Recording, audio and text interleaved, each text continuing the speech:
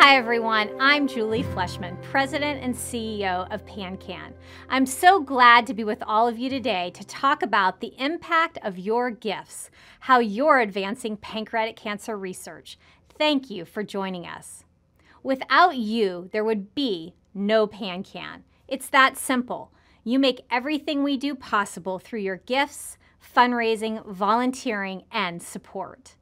Today, we're going to share updates in PanCAN's research investment that you make possible and how you are advancing progress and innovation.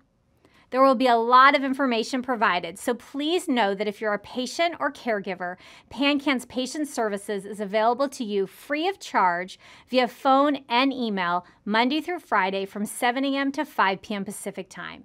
If you have any questions related to the disease or information you learn about today, you can speak with an expert case manager who can help. I'd like to take this opportunity to thank PanCAN's generous supporters, many of whom are on today's call. Also, a special thank you to our webinar sponsor, Ipsen. And thank you to our scientific and medical affairs industry members, AbbVie, AstraZeneca, FibroGen, Immunovia, Ipsen, LabCorp Oncology, Mirati Therapeutics, Novartis, Novocure, Tempus, Time, and Youre. PanCAN is doing what no one else is doing in the pancreatic cancer field. We use a comprehensive, bold approach to attack the disease on all fronts. We partner with top institutions across the country to accelerate new treatment options for patients, early detection strategies, and advancements in the field.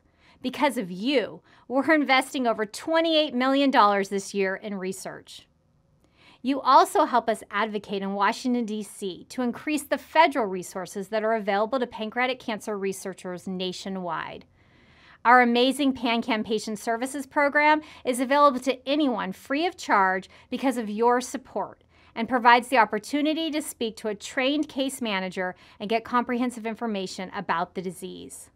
Finally, through community engagement, our incredible nationwide volunteer network raises awareness of the disease and PanCAN and raises funds through PanCAN Purple Stride and other local events that support our shared mission.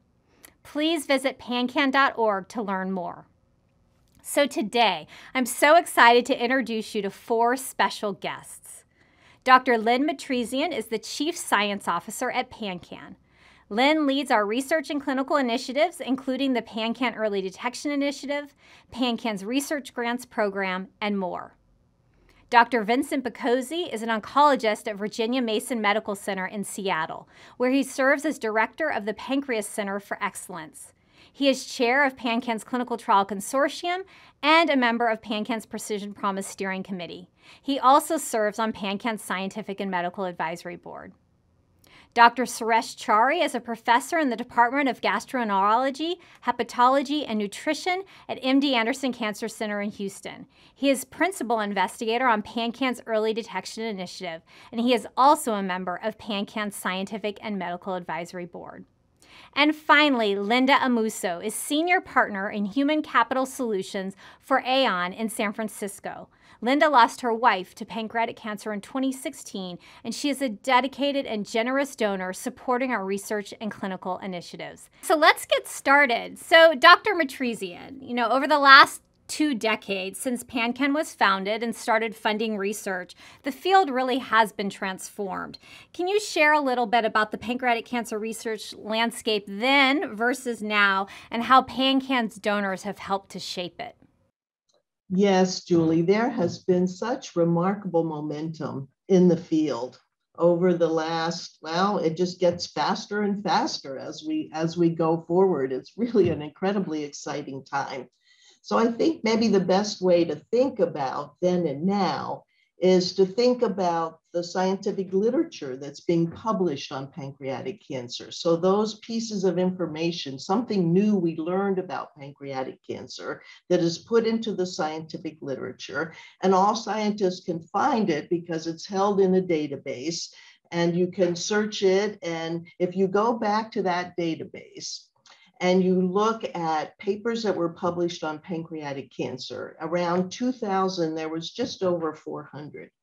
I looked just the other day, and there's over 4,000 in the last year. So a tenfold increase in the amount of information per year that we're learning about pancreatic cancer. And I think that's just an incredibly exciting indication of how fast the field is moving and how much we're learning about that. You know, it takes money to do research. A lot of that comes from the federal government in the United States, but a good portion comes from advocacy groups. And if we look at PanCAN's investment in research over this time, we go from about 300,000 that we funded in our very first year that we gave grants to getting close to 30 million that we're going to give this year. So a 100-fold increase in the amount of investment we're able to make in pancreatic cancer research. And that's because of our donors. That's because of you helping us grow so that we can make that kind of investment in pancreatic cancer research.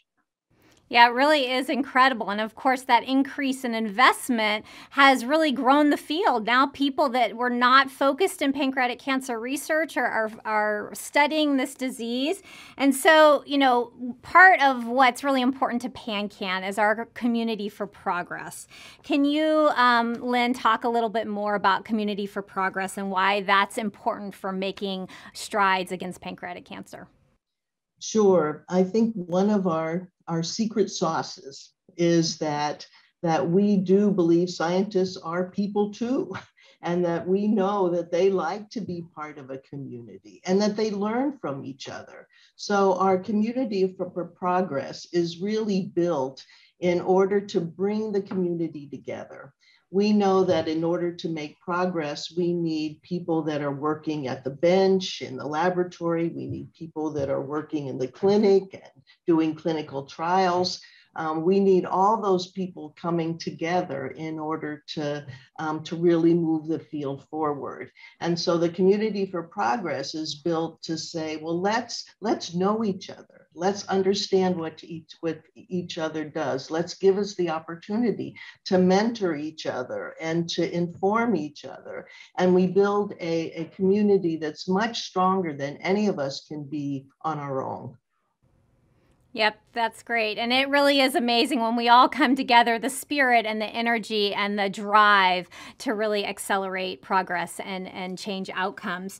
So, Lynn, PanCAN tackles the disease from both ends of the research spectrum, early detection all the way to advancing new treatments. Can you talk a little bit more about this strategy?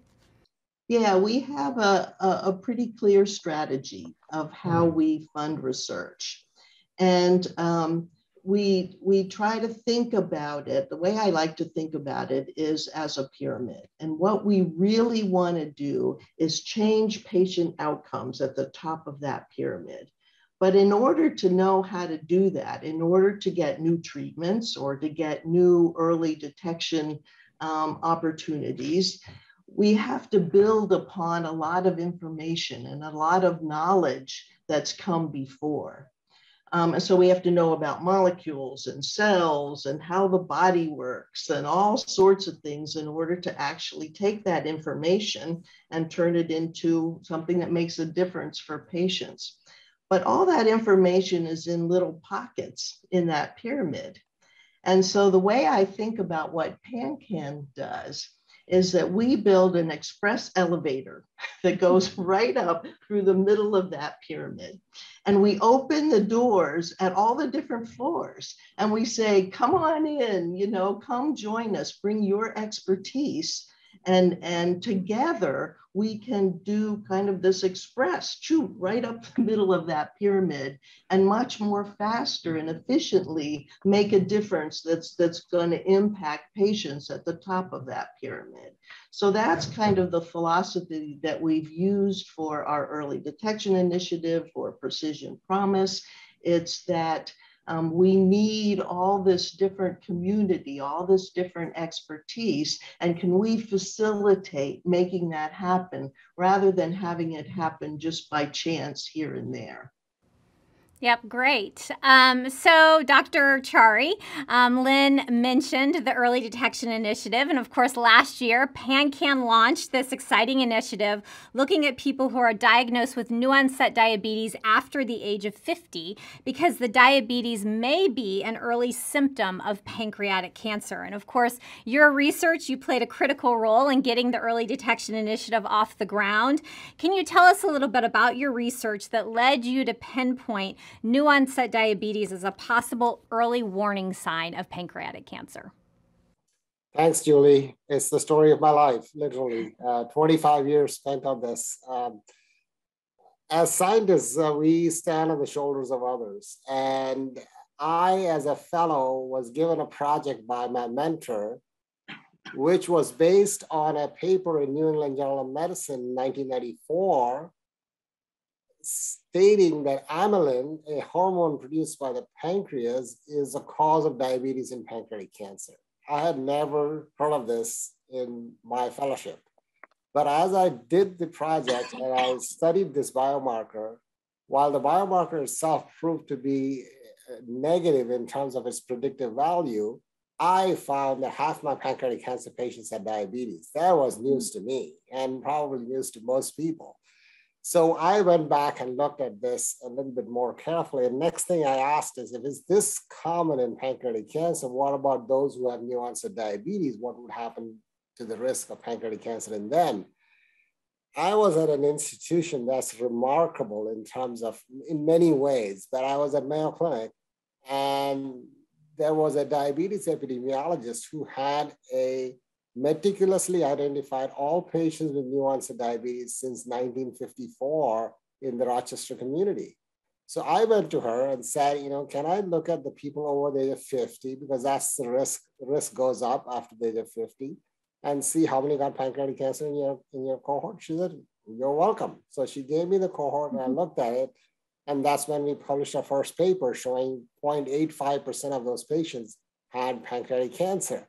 Well, for almost 15 years, nobody bothered to validate that information. It's very difficult because we used glucose criteria to define diabetes. This is something nobody had done before. And the reason for that was I was already aware that diabetes diagnosis by clinicians is delayed by 6 to 8 years before they're actually labeled diabetes. So we had avoided using physician diagnosis. My diabetes colleague also knew this and also defined her cohort using glucose criteria. But doing this by somebody else was not that straightforward. So it took forever to confirm that. So finally, we did a study ourselves on a different population in and around our area. It came to the same conclusion. But at that point, I was ready to give up because I had given talks at all the major fora. My co-speakers talked about risks of pancreatic cancer, but ignored the entire work we had done. And I was told my boss that this is it. I've done my part. I told the story, nobody's listening to it, and that's it. And that's when PanCAN stepped in, because you folks lobbied the Congress and got the Recalcitrant Cancer Act passed.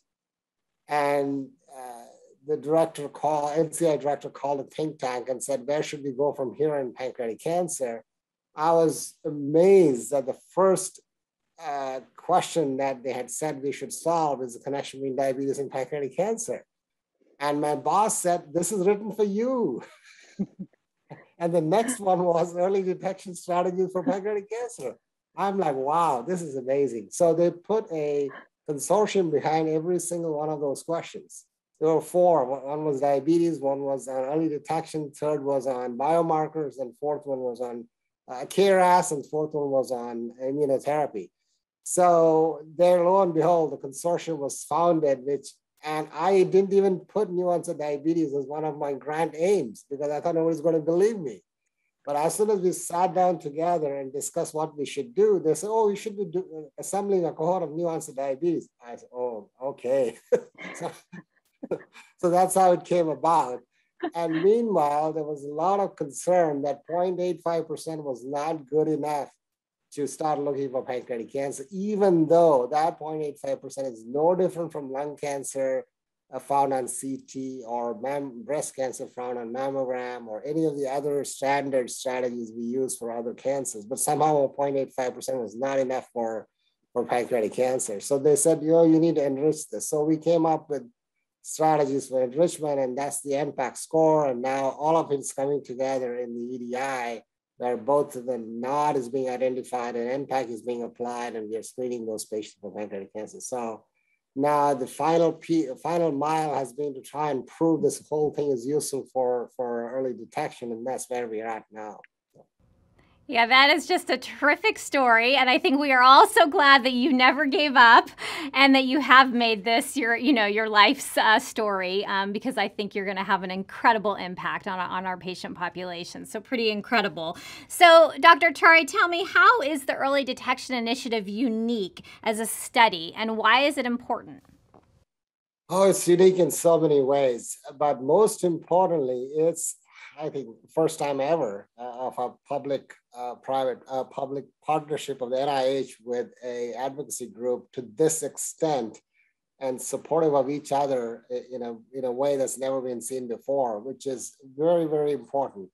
And of course, Lynn mentioned that elevator and how you cut through all this stuff and don't look only for what is best for the patient and get the outcomes as quickly as possible. We are seeing that in action, and we are trying to get so I'll tell you a little bit of story here. When the NOD code was assembled, all they were going to do was identify NOD and collect blood from them. And I'm like, you're going to spend close to $400,000 per patient collecting blood from them. We got to leverage this opportunity more. But that's where PanCAN stepped in and said, okay, let's do a full screening program on these people. Let's do CTs, let's do this. So the entire thing came about, the whole strategy for early detection came about only because of EDI. And it'll continue to innovate because the freedom to partner with private industry and bring the best of whatever is out there for the benefit of the patient is something that NCI itself acknowledges something they cannot do. So it's an amazing opportunity for me to be able to participate in this and to be able to innovate on the go. It's just incredible. Well, we're honored and privileged to get to partner with you and find an early detection strategy for pancreatic cancer together, and I believe we're going to do that. So thank you for all your incredible efforts. So, Dr. Picozzi, you're on the PanCAN Precision Promise Steering Committee. You also lead the Clinical Trial Consortium, and you've been involved in this initiative since the very beginning. Tell us a little bit about Precision Promise. Now we're talking about the other end of the spectrum, treatments. Tell us about Precision Promise and the goals of this important initiative. Well, Julie, the focused goal is to accelerate both the number of drugs that are useful in treating pancreatic cancer as well as the timetable for doing that. So both a qualitative and a quantitative goal. But really, Precision Promise represents much more than that. It's the embodiment of what Dr. Matrisian and Dr. Chari have been talking about. By bringing all kinds of stakeholders in pancreas cancer together, it provides that community of learning that Dr. Matrisian talked about. By trying to integrate science in the laboratory and science in the clinic, it provides that elevator to the top that Dr. Matrisian talks about, and Dr. Chari is trying to find an alternative path. And I think even more than that, what it does, it really makes us look at pancreas cancer more through the eyes of a patient, because rather than a particular research initiative or project or trial, it really becomes a whole new way of life for pancreas cancer patients and their management. So it forces us to look at things in a completely different way. And can you talk a little bit about PanCAN's role in Precision Promise and why that's important? Well, as you know, Julie, PanCAN is the keystone for all of this, because what it does is it is the center of all the relationships that are necessary to build this community of progress. And it also is the banker, because it provides the resources, both directly and indirectly, to make all this happen. So without PanCAN, there is no Precision Promise. And, you know, there's been many challenges along the way when you're trying to do something that's never been done before and tackle a problem in a different way. There's always hurdles. So talk a little bit, Dr. Picozzi, about what we've learned so far from Precision Promise. I think we've learned some important things, Julie. First of all, we have a whole new research protocol that we're following that we refer to as the master protocol. And what we've learned in this new way of trying to do clinical research is that our protocol actually works. Our first experience with a new drug, although it didn't have the result we hoped for, did show us that the protocol worked beautifully to identify its potential use. Secondly, I think we've learned that we all can work together. We have now, we will have 30 different centers from all around the country participating in Precision Promise, all leading centers of academic repute. And it's been very gratifying to me to see how nicely all of these different people with their different viewpoints and different outlooks have come together to work as one. So I think these are two big accomplishments already. Yep, great. And of course, Virginia Mason is a PanCAN Precision Promise clinical trial site, and so is MD Anderson. And we're currently expanding, you mentioned, from 15 of the original sites to 30 sites that will be across the country by the end of the year. Can you share a little bit more about why it's important to open new sites in different geographical locations? Sure. I think that, one obvious goal is just to accelerate the enrollment for the trial and provide access. But more importantly, is to provide access in a way that is equitable. Different geographies, patients with different ethnic backgrounds, different types of avenues into the healthcare system. It really tries to provide equipoise among the opportunity for people to participate in this board project. And I just want to say, Dr. Picozzi, you give so much of your time and energy and heart to PanCAN and to Precision Promise, and we're just so incredibly lucky to have you because you are going to help us change this disease, I have no doubt. So thank you. I'm very honored by that. You are more than welcome, and like Dr. Chari, this has really become my life, and we're gonna make this a success. So Linda, you've donated to fund PanCAN's research and clinical initiatives. Thank you for being an amazing donor. Tell us why this cause, why pancreatic cancer and funding research is so important to you. Really, thanks. It's really quite simple. I think for most of us, we come to this club, a club we don't often choose, through personal impact. And those of us that have personally been impacted by this situation, this disease, I think are called to action. I lost my uncle in 2012 from a diagnosis, and the doctor gave him 8 weeks to live. I think he lived 8 weeks to the day. It was amazing that the doctor could be that clinically specific, which said to me, there's something wrong with the speed at which this is happening. My wife was diagnosed in 2014, and within months, my best friend's father. And it simply led to an immediate need to think differently, let alone change my life. And, why fund research? We've heard the doctors talk about early detection. That's obviously a huge piece of this conversation. And an important part of the research. But to me, to take Lynn's analogy a little further, I think we need a rocket, not an elevator, to speed through the universe together so we can arrive on the other side where we continue to spread hope and opportunity. And I think research is the only way to make that happen and accelerate. Yeah, no, that's great. I like the elevator and the rocket. We are going far places. So Linda, how did you find PanCAN, and what has impressed you most about PanCAN's approach and strategy? Sure, it's a great question. A friend of mine, it's the classic, somebody sent me a link. My dear friend had already been through cancer with her partner, when she was my first phone call when my wife was diagnosed. And she works in the healthcare industry, and she simply said, you need to find a cancer-specific advocate. And she directed me right to you. And at first, of course, I didn't think I needed any help. Like most caregivers, you think you've got it. But I will tell you what sucked me in was patient services to start with. The first call of duty around getting organized, finding information, understanding treatment information, and then ultimately, of course, understanding clinical trials and how to evaluate what's in front of you.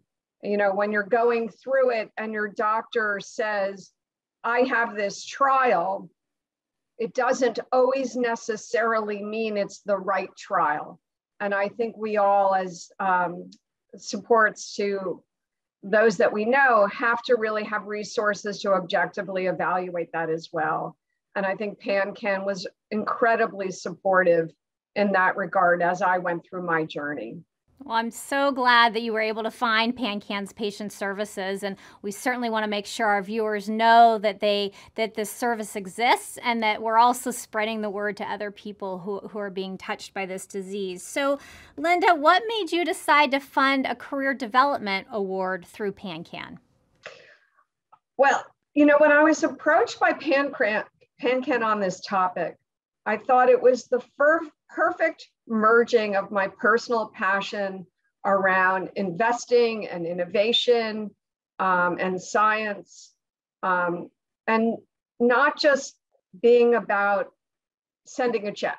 It was really an opportunity to find scientists like Dr. Chari early in their career that could become passionate about this journey and make a commitment and not have to worry about, did they have all the money they needed for their lab, or was their idea you know, so novel that it wouldn't get funded.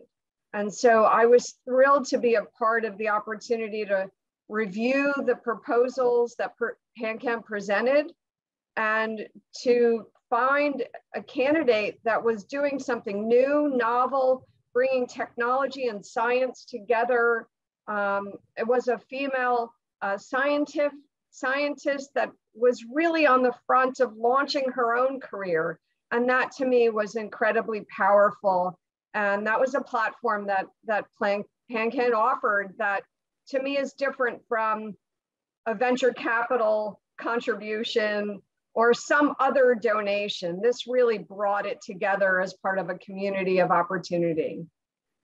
Yeah, no, it's amazing. You'll always be connected to that junior investigator and her career path forward that we hope is contributing to the pancreatic cancer field. So thank you again. So Dr. Matrisian, what are some of the most exciting research projects that donors like Linda and our viewers are funding right now?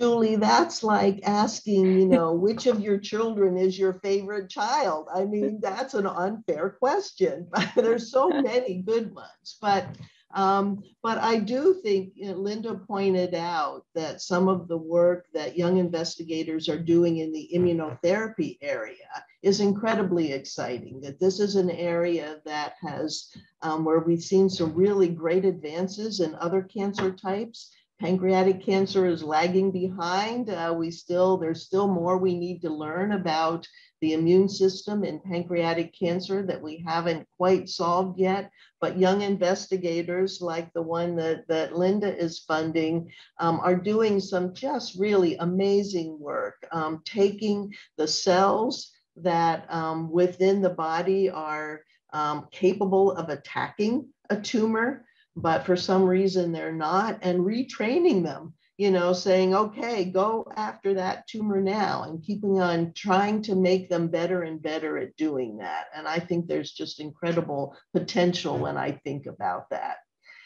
The other thing I think about is often our career development awards and our grantees are filling in gaps that are not well funded by other organizations, for instance, the National Cancer Institute. And so some of that work is being done, for example, in the supportive care area. We have one young investigator who's having individuals wear Fitbits who have pancreatic cancer and assessing how their activity is telling about what's happening with them. It's how to improve their quality of life, how to improve their survival by using this kind of information. So to me, that is really kind of getting out of the mainstream of what's being funded in this area and really trying new things, trying things that are really going to have an impact on individual patients. And so I think we can be quite proud of the breadth of research that's being funded in these programs, that it's a lot of the stuff that is incredibly important for new treatments, incredibly important for better early detection, but it's also these other things that that don't get as much attention and that we're able to pull out and say, this is really important. We're going to invest in it. Yeah, a lot of really cool things, and they're all building blocks, right, for leading to the next. So, so we know that funding, research is critically important, but we also need to make sure that patients have the information about the latest research and understand their options. And of course, PanCAN's Patient Services provides that information. Linda mentioned using PanCAN's Patient Services. Dr. Picozzi, what do you tell your patients about the importance of contacting PanCAN's Patient Services? Well, I think the people that work in patient services are probably the most important people in the field of pancreas cancer in the nation. And the reason I say that is because they come in contact with more patients, more caregivers with pancreatic cancer than any other group in the United States, bar none. And when a patient or a caregiver contacts patient services, I think they get information and dialogue that is very important and has three key characteristics. The first is that it's safe. It's a safe place to express your questions, your thoughts, your feelings, and feel that you're being heard in a way that's very non-judgmental. I think the second thing that's important about it is it's experienced, that these people are familiar with the breadth of what pancreas cancer represents and have talked with many, many others who are walking the walk that the patient calling is. And finally, it's reliable because you can use it as a conduit, not just for information, but all kinds of other connections. So the most important group in pancreas cancer I know. Yeah, no, I think you're right. There are amazing people who do that work. And I know for myself, when my dad was diagnosed 23 years ago, I sure wish there had been a patient services program that we could have called for information or resources. So, Dr. Picozzi, why is PanCAN the right organization to develop and fund large-scale initiatives like Precision Promise and the Early Detection Initiative? Well, I had a professor when I was a house officer, I'll wax philosophical like Dr. Chari, who used to say to me, if you keep the patient close to your heart, you'll never be wrong. And I've tried to remember that throughout my medical career. And PanCAN is the foremost organization representing pancreas cancer patients and their families in the United States. It is the organization that is most closely connected to patients and caregivers. It is the organization that speaks for those people. Is the organization that does so without other motive. And so if we really want to advance the cause of patients, PanCAN is the right choice. That's great. Thank you, Dr. Picozzi. Dr. Chari, you've been a member of PanCAN's Scientific and Medical Advisory Board for many years, and you also give a tremendous amount of your time to the organization. Why do you continue to partner with PanCAN?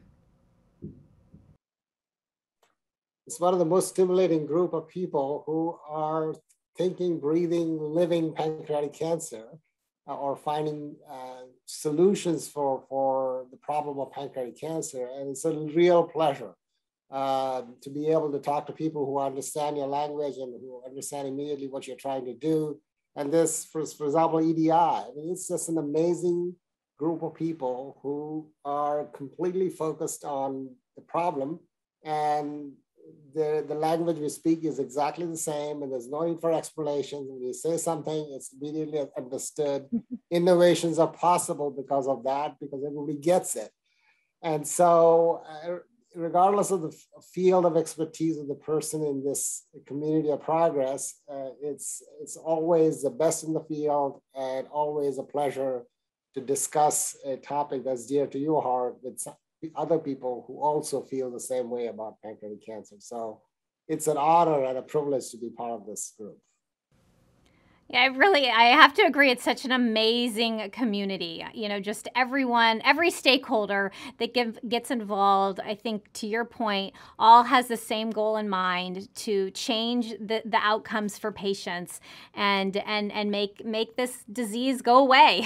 And we're all doing that with a sense of urgency, and we want it to happen now. So it really is, you're right, the opportunity to interact with other people that have that same spirit and energy is pretty amazing. So, Dr. Chari, what would you say to people listening today about the importance of donating to PanCAN? No better use of the dollar. This disease has lagged behind in funding for decades. It's a major cancer killer that will become number 3 very shortly, number 2 very shortly, and its survival is still in the 10% range. It needs a lot of help. And the other piece is that the group of people working on this field are very well equipped to solve the problem. So the money is well invested in the group of people that are working in the field. So to defeat a major cancer killer that does not have good treatment strategies or early detection strategies, no better place to invest that than PanCAN. The amount of money you give and the amount of money that actually goes to helping the patient is just almost all of it. So it's one of the best rated nonprofits out there. So many good things to say. And the people there are very sincere, very passionate, very dedicated to what they do. So as I said, no better way to invest that money. So. Well, thank you, Dr. Chari, and it's because we have a team of people like all of you that are, you know, making the work meaningful and moving it in the right direction. So we've got some questions coming in from the audience, so I'm going to take a few questions here from the audience. Dr. Chari, I'll stay with you. What is the likelihood, this is a good question, what is the likelihood that there will be an early detection test for pancreatic cancer in the next 5 to 10 years? I'm very bullish on that because I think there are a number of, I was telling Lynn yesterday, the field is moving very fast and we will be there very shortly. There is the 2 parts of this early detection strategy. What we are doing is earlier detection, which is the first step walking backwards in time of the pancreatic cancer's life. And even that will make a significant difference. Real early detection is still a few years away, but it is also very much likely. We are heading in the right direction, and I think a number of players are coming in from the private sector, and the government is involved, the advocacy groups are involved. I think that the time is ripe for something big to happen. Yep, it finally feels like it's real, and we're doing it. So yeah, we're pretty exciting. Dr. Picozzi, how can someone find out if they're eligible to participate in Precision Promise? Well, the important thing to remember is if the patient has pancreatic cancer that's metastatic, meaning it's spread from the pancreas to another place, and they either have not had treatment for that or had just one form of chemotherapy for that, they at least potentially are eligible. And then the thing to do is to either contact PanCAN directly or to contact one of the clinical sites that are offering this clinical trial and pursue the matter further. Great. And Dr. Matrisian, how does PanCAN decide what research grants to fund? So we always use what's called peer review. So we always look at a research project and we get an expert in that area who's not involved in the project. And we ask them to rate that all the projects that we see. How good is it? Is it feasible? How good is the science behind it? What's the potential of this really making a difference for pancreatic cancer patients? So sometimes we do that. We have a lot of applications and we have a big scientific review committee, and we use all that expertise to decide what are the best applications in this pool that we can fund. Other times we take a little bit more directed approach and we look at, for instance, what the early detection initiative, what EDI needs, or we look at what Precision Promise needs. What's the next research question that can be answered and that needs to be answered by those initiatives? And we can fund research projects that then link to them as well. Again, we use peer review. We make sure that that's scientifically sound, and that allows us to find really the best in the field that we can support that will solve a particular problem, answer a particular question that we want answered in that particular case. So we use the expertise of our community for progress in order to help us decide what's really the best research projects to fund right now that will move the field forward. Great, thanks, Lynn. Dr. Chari, if someone was just diagnosed with new onset diabetes, how can they get involved in the early detection study and what should they tell their doctor? So, of course, many of the things we're doing are obviously research, but if the person has lost significant amount of weight in the setting of new onset diabetes, they may be eligible for further workup for that weight loss from their own physician. The EDI and the NOD studies are based on institutions that are doing the study. And so if their institution or the hospital or the healthcare system they go to is part of that EDI or NOD studies, then they are very much eligible to participate. PanCAN's website has details on the EDI study, and going to that website would give them information, and there's a number to call. They can call that number and find out their eligibility there as well. So I think that would be the best way to go forward. Great. Thank you. Yeah, and of course, people can call PanCAN's patient services to get more information as well. So, Lynn, why would someone fund a grant through PanCAN instead of through an institution? Well, most of the research in the United States is done at institutions, at academic university institutions, research institutions. And so funding a research institution to do a project you like certainly contributes. But I would say that if you fund PanCAN, PanCAN has the ability to look at all the research that's happening in the United States, and it can compare and contrast. There might be a place where at this particular moment in time, there's some knowledge or some capability at one place that makes it the best bet to go forward. And we can choose that because we look across the whole nation. So we certainly support institutions. They're an incredibly important part of the whole ecosystem that makes research work in this disease.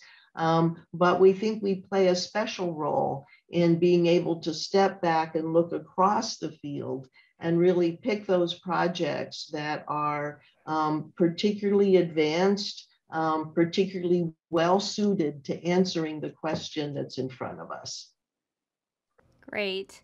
And Linda, you talked about, of course, the grant that you funded. How does it feel to know you've had a hand in funding research in honor of your late wife? Well, it's a small part in the fight, and I can tell you that our battle was private. We lived a private life. You know, to bring this forward and contribute and tell her story is just simply, it's the right thing to do. I think there's no other choice but to take action and to participate. And I'm excited that it's directed at research, directed at early detection, and directed at the possibilities of improving the patient opportunity, outcomes, and hopes that that keeps it very focused. And to me, I'm just honored and proud to be a part of the conversation. Well, thank you so much for sharing your story and giving us the honor of being a part of your late wife's legacy. It really is a privilege. So one more question I'm going to ask both Dr. Chari and Dr. Picozzi. Dr. Chari, I'll start with you. What do you think is possible in the field of pancreatic cancer research in the next decade? What do you think is possible? Yes. Inspire us, Dr. Chari. Yes. So, obviously, I recently gave a talk on short-term, mid-term, and long-term goals in pancreatic cancer early detection. Let me talk about that. So one of the short-term goals was the fact that we are sometimes missing pancreatic cancer in CT scans done for other reasons. This seems very silly that you're getting a CT scan for kidney stone and there's a pancreatic cancer and it's missed. I'm hoping that there is a robotic read of the CT scan that alerts the radiologist that don't just look for a stone in the kidney, but also look at the pancreas, will you? And if that happens, then that would help for early detection for a small subset of patients. This is a very short-term goal. It's relatively low-lying fruit because the CT is abnormal. It just escapes the eye of the radiologist. The second midterm goal, I call it midterm because I think it is doable, and we have some early data to suggest that it is doable. CT scans and MRIs often miss pancreatic cancer even as early as 1 year before their diagnosis. Even 1 year before, if you look back at a CT, it looks normal. But artificial intelligence is now telling us that they can pick that cancer up even though the eye cannot see it. I'm hoping that in the next 5 years, this becomes a practical adjunct to radiology read. And I say that because I do colonoscopies as well, and I'm using AI-assisted colonoscopy where the AI tells me, here's a polyp, take it out. And I look at it and say, I don't think so. Or yeah, that's a good idea, good pick, genius. It's called GI Genius.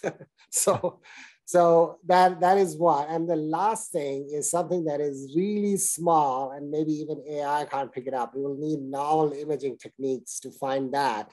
And I think that even that with studies like EDI, it gives them a platform to try out novel imaging techniques that can pick up stuff that otherwise would be impossible to even test.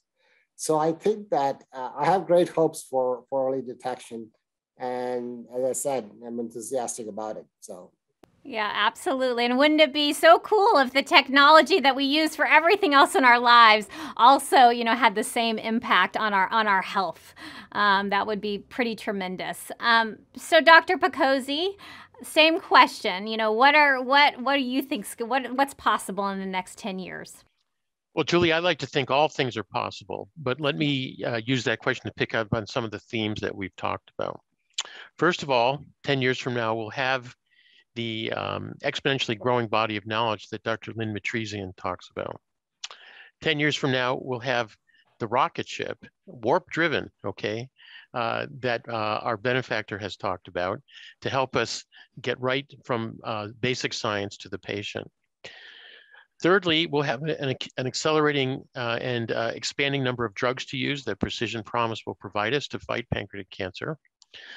And we'll also have something that we didn't talk about, and that's a better understanding of how different types of therapies, not just drugs, but surgery and radiotherapy and even other forms of therapy we may not know about, including supportive care, fit together. We'll have the earlier detection that Dr. Chari has mentioned, and we'll even go beyond that because we won't just be detecting pancreatic cancer earlier, but we'll begin to have drugs and strategies to prevent it. And finally, and this maybe would be the most important thing, hopefully all of us will look at pancreatic cancer in a different way, not with such a gloomy, dismal outlook as is often the case in society, but something where there really is hope and possibility and optimism. So that's what my crystal ball shows. I like that crystal ball, and I like that future headline that we've solved this problem. We can detect it early, we can treat it, and patients are living longer. So that would be pretty amazing. And I have no doubt with teams and people like all of you that we are absolutely going to get there. So thank you, Dr. Matrisian, Dr. Picozzi, Dr. Chari, for your expertise and knowledge and just everything that you all do to contribute to PanCAN and to accelerating progress for patients. And Linda, thank you so much for sharing your story, for representing the many donors and supporters out there that give so generously of their time and their money. We're just so very grateful. Remember that PanCAN Patient Services can help patients and caregivers navigate any of the questions we didn't get to today. Contact PanCAN Patient Services and a case manager can help you. If you are inspired by what you learned today, please make a donation to keep progress going in pancreatic cancer research. We simply can't continue this work without you. And your gift of any amount is so appreciated. If you are interested in investing in a specific research project, please contact Lisa Gray at lgray@pancan.org. Again, thank you so much for joining us today. We so appreciate you and all that you do to support our mission. Have a great day.